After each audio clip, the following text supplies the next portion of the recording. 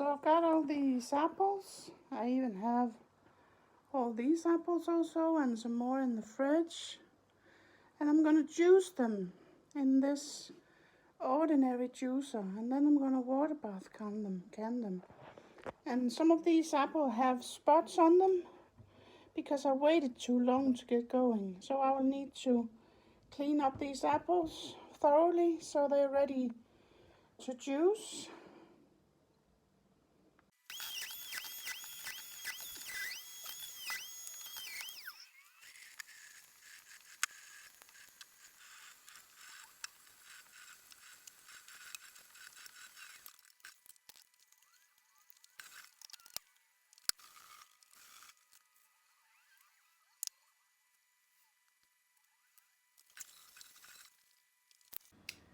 So I'm boiling the jars first in a large pot, and I will boil them at full heat with the lid on. So I boil the lids along with it. As you can see over here, there's some of the lids. And I put a cloth in the bottom so that the jars don't break. And then I will fill them up, and the juice will be cold. So I cannot reuse this boiling water that I get out of this. So there fits 7 jars in my pot. So that will probably have to go in twice before I finished all of it. So I have a very small kitchen, and that's why there's stuff all over the place. As you can see, I have been steam juicing some red currant juice that I put up in another video. But I managed to make a little bit of apple juice, and I have to get it out of the bowl because there's not enough room to sift it anymore. I'll show you how much I made so far. This much.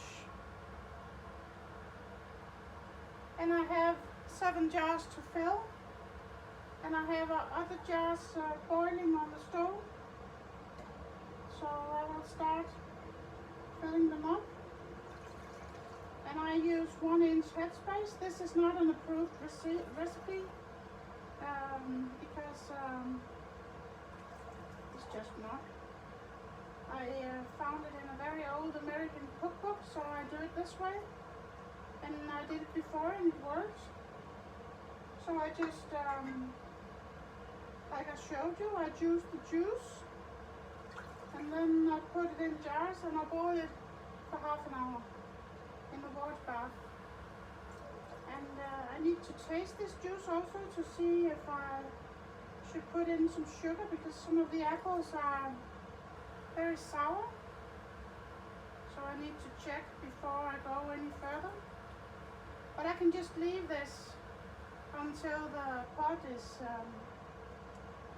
empty again, because it doesn't matter if it cools down. It's supposed to cool down really. So it gets an even temperature over it. So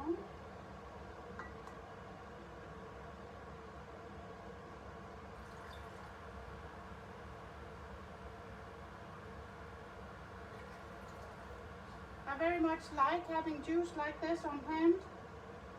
I love having juice for breakfast, so this is a very cheap way of having juice when you juice your apples from the garden. It is quite time consuming to sift the juice. That's the biggest job really, to have it sifted.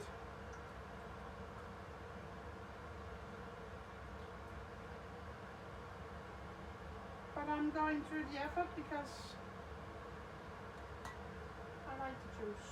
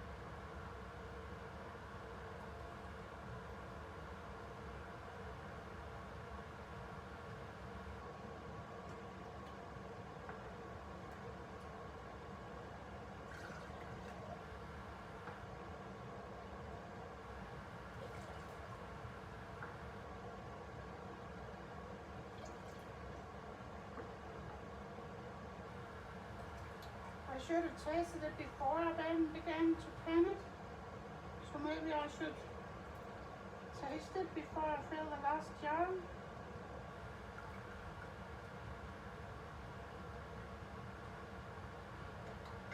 I think I will.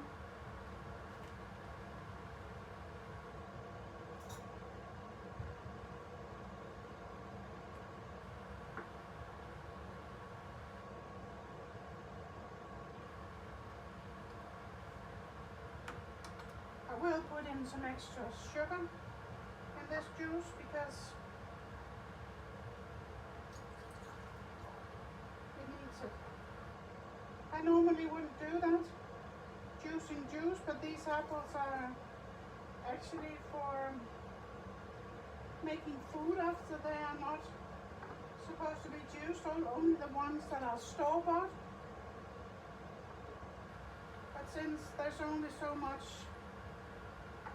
applesauce I can eat, I juice them because I have access to these apples. Okay. Oh.